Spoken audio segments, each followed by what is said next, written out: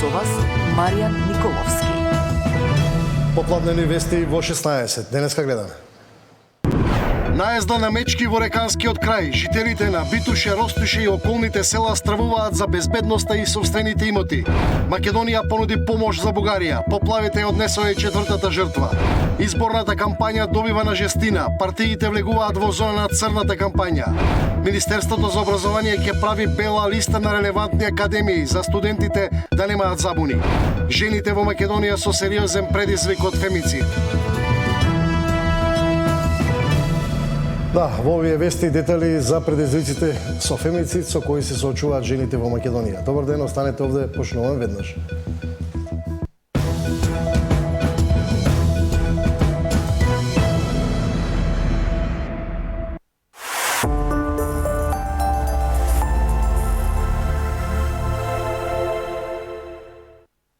Партиите и независните кандидати во финишот од првата недела од изборната кампања. Владеачката ВМРО-ДПМН синоќа најави постизборни реформи во судството, обвинувајќи за заштита на криминални структури на претходната власт. Е дел од пораките на власт. Низа капитални проекти во Ѓорче Петров најавува кандидатот на ВМРО-ДПМН за град Скопје. Нов кружен тек меѓу улицата Ѓорче Петров и булеварот Македонска војска. Според Ѓоргиевски ќе ја зголеми безбедноста во сообраќајот и ќе го намали сообраќајниот хаос. Сите проекти ќе бидат помогнати и од општината, најави кандидатот за Ѓорче Петров Александар Стојковски. Но тоа ќе ни биде и дел од поширокиот концепт кој ќе го реализираме во цело Скопје. Планираме почитувани мрежа на кружни текови кои ќе го подобрат протокот на возила, ќе намалат брзината и ќе ги штитат пред се животите на нашите сограѓани. Сето тоа е дел од нашата визија нула несреќи, преку која планираме до 2030 година да редизајнираме 50 критични крстосници и улици по европски стандарди и да создадеме град во кој сите учесници во сообраќајот ќе се движат без страф и ќе се чувствуваат пред се безбедно. Заедно со градот ќе го реализираме приоритетно проектот за подобрување на водоснабдувањето на Ѓорче Петров како општина со изградба на резерварот на локалитетот Оризарски рид со големина од некои 3400 метри кубни со пумпна станица, потисен и повратен цевковод, проект кој што ќе биде од исклучително значење за жителите на општината и кој што долготрајно ќе го реши деценискиот проблем со со намалениот притисок на вода, посебно во високата зона во Ѓорче Петров. Од вчерашните митинзи пак партискиот лидер порача дека по изборите лично ќе се позанимава со судството и обвинителството, кое според него 7 години молчи за очигледните криминали на претходната власт. Резолуцијата со црвени линии која ја нуди Филипче, според Мицковски е подарок на СДСМ за Бугарија. Тој подарок вели е тројански коњ. Многу добро памтам кога поранешниот премиер на нашиот источен сосед јавно зборуваше дека финансиски ја помагал таа опција на СДСМ, партијата на чие чело денеска е Венко, и тоа директно преку куферче пари кон неговиот гуру и ментор Струмица. Сега не сакам да верувам, но многу е логично дека повторно троптале на истата врата и повторно се надеваат на ново куферче. А подарокот кој што нашиот источен сосед може да го плати е пробив одвнатре, нов предлог за ново предавство на националните и државни интереси. Но овој пат големата пречка за тоа сме ние, народот на Македонија, ВМРО-ДПМН и коалицијата. ВМРО-ДПМН вечерва ќе одржи митинзи во Василево, Босилово, Радовиш и Струмица. Деспина Тодоровска, Сител телевизија.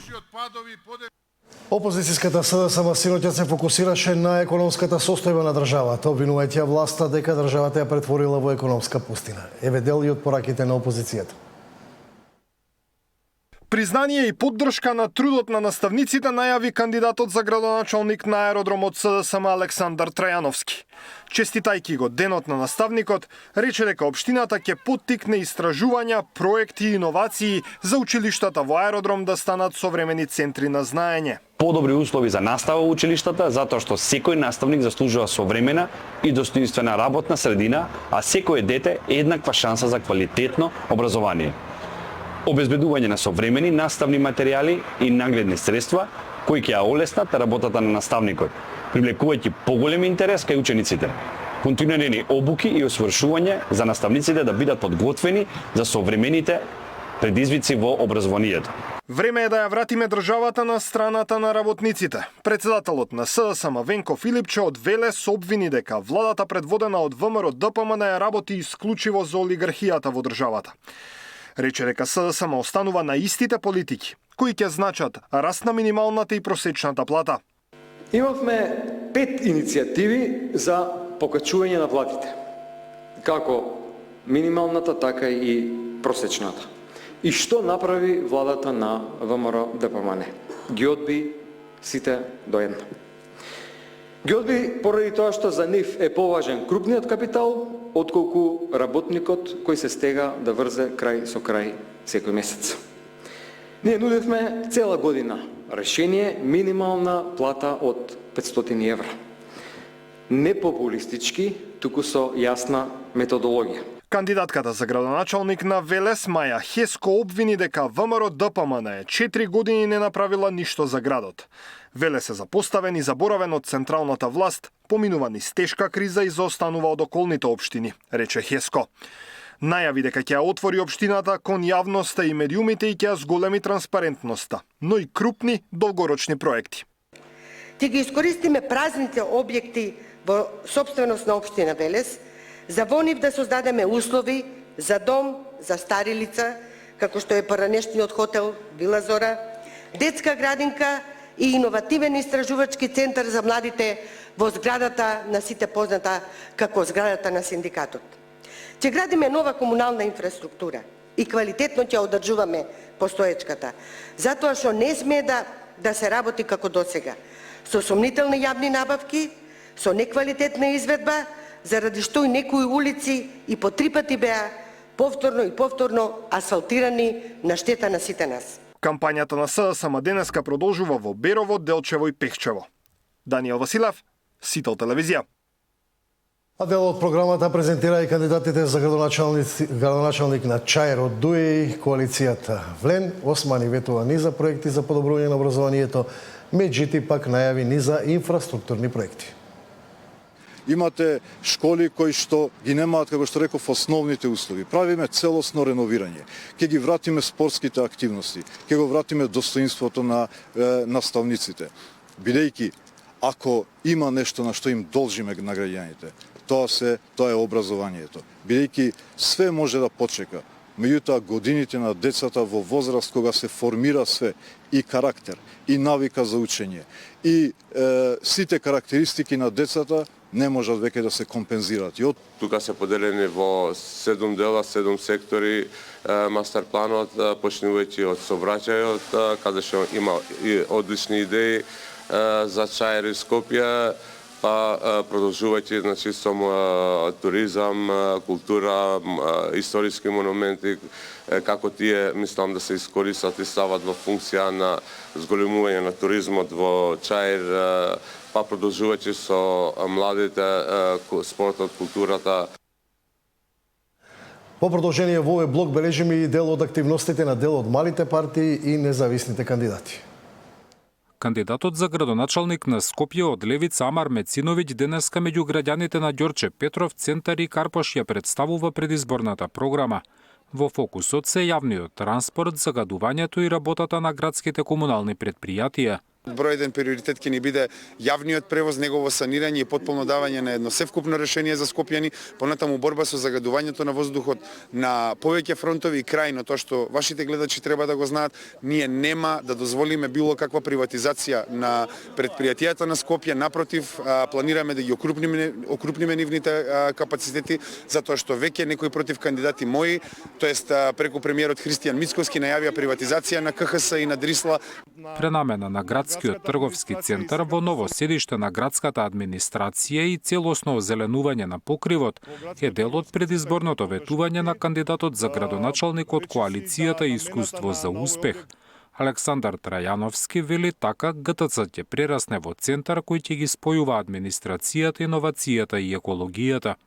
За да ја задржиме автентичноста на овој објект, предлагаме токму градскиот трговски центар да биде новиот дом на град Скопје, а пропратно ќе имаат и други содржини како што се на пример уметнички ателина за ракотворбите и за занајчиите кои што навистина им е потребен простор да го манифестираат своето дело и секако оние два дополнителни центри кои што ги предвидуваме во програмата, а тоа се иновативниот хаб за млади и секако стартап центарот.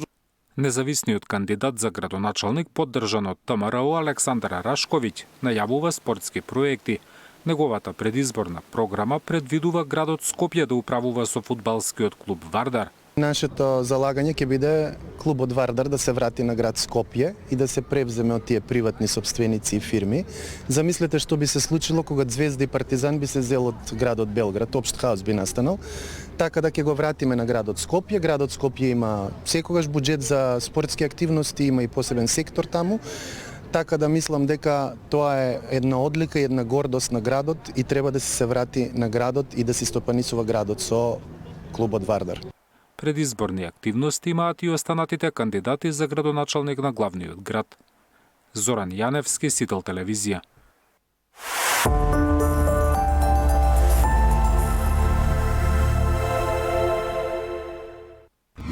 Наезда на мечки во реканскиот крај, жителите на Битуше, Ростуше и околните села стравуваат за безбедноста и собствените имоти.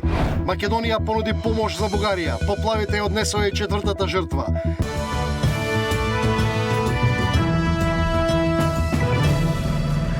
Реканскиот крај повторно се соочува со наезда од мечки. Жителите на селата Битуше, Ростуше и околината секојдневно се во контакт со мечки кои честопати покажуваат и агресивност. Стравуваат за своите домови и животите, бидејќи мечките и преку ден, а и преку ноќ влегуваат и во селата. Даниел Василев. Мечките повторно се спуштија во селата во Мавровскиот регион. Локалното население тврди, мечките слободно шетаат навечер. Недостатокот на храна ги охрабрува да движат близу населените места. Населението стравува за собствената безбедност. Оставени сме сами на себе во овој регион, искрено, а така да се доаѓа бербава, може да се сретнеш некогаш и во берба и со мечката, не дај Боже, не дај Боже, и деца поминуваат, пројдуваат тука, ајде, ние како повозрастни можеме да се снајдеме, да речеме некако, ама дете мало со, не дај. Дел од земјоделците веќе имаат штети. Сандаците со пчели и дрвата со јаткасти плодови засега се главна мета на мечките. Борче Божиновски, иако плацот го оградил, вели досега неколку пати влегла внатре и направила огромна штета. Освен што ги губи плодовите, мечката направила и голема штета на самите дрва, а според неговите проценки, животниот век од 40 години е намален на помеѓу 10 и 15 години. Имам ја доста штета оваа година, значи како и пред 2 години од мечката. Јас имам плантажа од 30 ореви, тие турската сорта ореви, каде што баш сега во самата берба, едно 3 до 4 пати влегува во плантажата. Нема начин. Мојата плантажа е тотално заградена, значи заградена со бодликава жица и со дополнителна зелена жица, пластифицирана жица, но сепак знаете како е мечка, значи не може да се сопре. Така да скоро 3 пати влегува во плантажата и како да ви кажам, од орев на орев годи го собира целиот. Реканскиот регион и пред 2 години имаше проблем со мечките. Тогаш локалните жители имаа и блиски средби со ова животно, но за среќа немаше посериозни повреди. Активистите бараа да се обезбеди доволно храна за мечките да не се спуштаат во селата. Тогашниот директор на ЦУК Стојанче Ангелов даде и идеја дел од нив да бидат дислоцирани во други региони во државата. Според последните податоци, во Националниот парк Маврово има околу 160 мечки, иако нормите налагаат на тој потек да има околу 70. Кафеавата мечка е забранета за лов и се смета за строго заштитен вид. Тоа е регулирано со 2 закони: Законот за ловство и Законот за заштита на природата. Даниел Василев, Сител телевизија. Министерството за образование најавува објавување на список на релевантни образовни институции за да нема заблуда кај младите кога решаваат да се запишуваат. Јаневска најави ревизија на приватните академии и курсеви за да се добие јасна слика што плаќаат граѓаните за образование. Ќе биде објавен список со релевантни образовни институции за да нема заблуда меѓу младите кога решаваат да се упишат на некој од овие академии наместо да студираат на некој од акредитираните факултети. Многу повеќе инвестиции за истражување и наука предвидува МОН за да се доближиме до критериумите за Шангајската листа. Убаво да внимаваат каде се запишуваат и убаво да се ги прочитаат договорите кои ги подпишуваат, затоа што мислејќи дека ќе добијат знаење се случува дел од тие академии да не го исполнат она што треба да го исполнат и тие се на листата на оние кои ќе бидат ревидирани во иднина. Веќе имаме неколку такви. Дадовме 44 проекти од по 125.000 евра.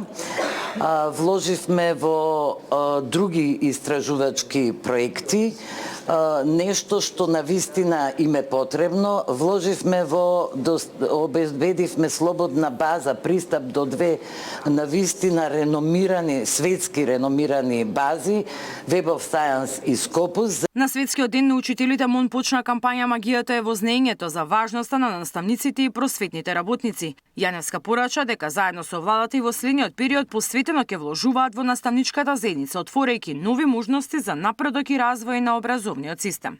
Во следните 4 години тие не треба да се грижат за својата плата, учебници кои им беа потребни и кои тие ги бараа, изградба на инфраструктурата, односно возможување на услови. Ветивме кариерно напредување кое го засилува нивниот интегритет, нивната состојба и тоа го правиме. Especially everyone who is a parent, we want our children to learn. Тој сите ние родителите сакаме нели нашите деца да учат добро, а тоа значи дека мора да се работи на стручното усовршување на наставниците, обезбедување на доволно ресурси за наставата, како и давање на огромна поддршка за нивната работа. Магијата навистина да се биде наставник, треба да имаме не волшебно стапче, туку многу капацитети, многу знаења, многу способности кои бара континуирано доживотно учење и добра подготвеност, значи систематичност во однос на знаењата. По неколку години студирањето на педагошкиот факултет повторно е актуелно кај матурантите. Деканката е задоволна од годинашниот број на запишани студенти. Во последниве години има интерес за запишување на педагошкиот факултет. Драго ми е што последниве 2-3 години имаме и ученици, односно матуранти со висок училишен успех, така што задоволни сме од бројката. Запишавме некаде 170 матуранти. МОН и Сојузот на просветни работници доделија признанија за наставник на годината. Миријана Давидовска, Сител телевизија. Жените во Македонија се уште се соочуваат со низа предизвици, особено фемицидот и семејното насилство, кои се последица на несоодветно и ненавремено постапување. Во овие вести новаа тема Нина Ритоновска. Жените во Македонија се уште се соочуваат со низа предизвици растргнати помеѓу кариерата и секојдневните семејни обврски. Многу често поради бременоста жената ја губи својата работна позиција, но она што загрижува е насилството и фемицидот кој што е широко распространет кај нас. Невладините алармираат на ваквата ситуација и бараат промени во законот, но и навремено реагирање од страна на надлежните институции. Повеќе гледаме во прилогот кој следи. Жените во Македонија се уште се соочуваат со низа предизвици во современото општество. Алармантна е состојбата со наталитетот, а загрижува и фемицидот и семејното насилство кои се директна последица на несоодветното и навремено постапување на институциите. Сметам дека државата треба да има, институциите треба да имаат повеќе слух и да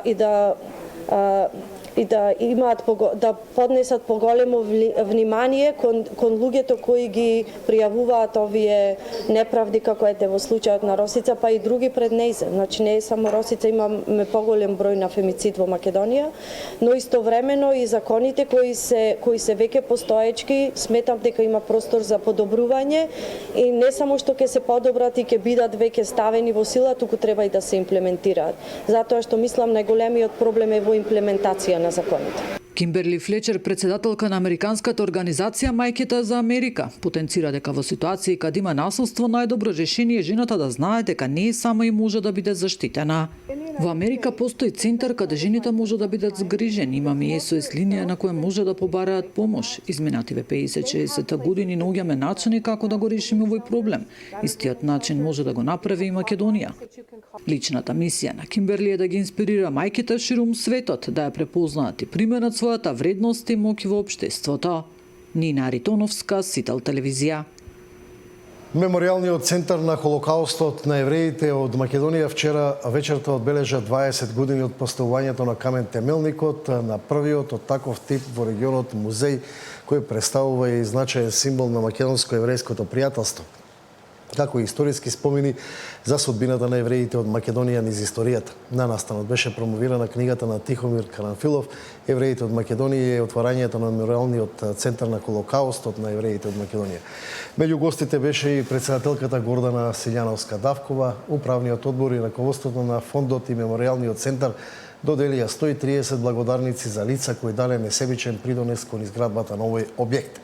Меѓу нив со благодарност за посебен придонес е и Мартин Протогер за неговата подршка за изградбата на мемориалниот центар и подршката на еврејската заедница во Македонија. Да се потсетиме, мемориалниот центар и мемориалната центар е значајни културно-историски знаменитост во Скопје, која неодамна во својата посета на градот ја посети и секретарот за трговија на САКТ, директорот на Трамп Сошел, сегашен советник на председателот на Трамп, но и други високи гости и граѓани кои низ децениите наназад го посетува овој значаен објект. Интересот за купување станови расте во Штип, но со тоа расте и цената. Во 2025 година, од 2025 година, фактички од почетокот до денес, продадени се и поминати низ системот на општината 190 станови, од кои 110 се новоизградени. Расте поборувачката, но и цената за метар квадратен стамбен простор во Штип. Годинава се бележи зголемен број на продадени станови и во трите квартали има пораст од 35% во споредба со минатата година. Во 2025 до денес продадени се поминати во општината 190 станови, од кои 110 се ново изградени станови, или споредбено со 2024 во цела 2024 имало 125 ново продадени станови, значи се забележува тренд на зголемување на продажбата. Инаку вкупната вредност на поминатите договори во општината за новите станови е околу 7 милиони евра. Од овие средства општината инкасира 4% од вредноста на купопродажните договори, што значи дека во локалниот буџет само по овој основ се прибрани 280.000 евра. Овие станови се градени во изминатите години и затоа се продаваат по пониски цени, додека цената за метар квадратен за становите кои во моментот се градат постојано се зголемува. По договорите од оваа година, некоја просечна цена надминува 1000 евра од метар квадратен. Станбен простор за продажба се бара независно од локацијата во градот, додава Каров. Нема групирање во еден дел од градот, туку секаде каде што се градат нови згради, сите станови се продадени. Цената за метар квадратен во новоградба во Штип достигна и до 1380 евра, за разлика од претходните години, кога станови купуваа државјани на Турција за своите деца студенти, сега главно се македонски државјани. За Сител, Трајан Ристовски. Пчеларите бараат поедноставени процедури за пристап до финансиска помош. Програмите постојат, средства има, но процедурите се сложени, а реалната поддршка на терен минимална. Освен со климатските промени, пчеларите се почесто се борат и со бирократските пречки. Токму оние што треба да им помогнат во напредувањето на производството и пристапот до расположливите средства. Иако пчеларството и натаму буди интерес кај земјоделците, пристапот до финансиската поддршка останува една од најголемите пречки. Тоа, според пчеларите, е една од главните причини зошто младите речиси да немаат интерес за оваа дејност. Структурата во земјоделието, самите луѓе, самите земјоделски производители не се толку вешти со документи, со администрација, со бирократија. Еве, ние да не ви кажам, 5 години ја тераме работава со Беласичкиот костенов мед, со регистрирање на географска ознака и сме писмени луѓе, па не може да го направиме. Значи, во тој дел треба да се направи нешто. Овие агенции што ги трубат веќе неколку години, треба да заживеат и да дадат подршка интелектуална на земјоделците. Покрај административните бариери, проблем представува и неприлагоденоста на критериумите. Ѓорѓе Делев, кој неколку години се занимава со пчеларство, посочува дека програмите за млади пчелари често ги исклучуваат токму оние што најмногу имаат потреба од поддршка. Конкретно за програмата за млади пчелари, една мала корекција во процедурите, таму се предвидени да не биде пчеларникот постар од 6 месеци, пчеларите да не бидат, семејното земјоделско стопанство да не биде постар од 6 месеци, што ја ускратува можноста на оние млади пчелари кои што започнале пред 3-5 години, а кубурат или се трудат да опстојат во бизнисот. Тука може да се направи конкретно да се допушти и на нив. Може да се направи повеќе со олеснување на таа бирократија што има посебно во ИПАРТ програмите. Скоро невозможно да сами се организираме и да добиеме некоја голема поддршка, која што би ни олеснила, како на пример приколки за транспорт или одредени материјали кои што сепак ни се неопходни за поголемо производство. Веќе неколку години поред, како резултат на климатските промени, пред се високите температури, производството на мед бележи намалување. Годинава, според пчеларите, приносот е намален за околу 10%. Просечниот принос по кошница се движи меѓу 8 и 8,5 килограми, што е на самата граница на рентабилност. Зоран Ѓорѓиев за Сител телевизија.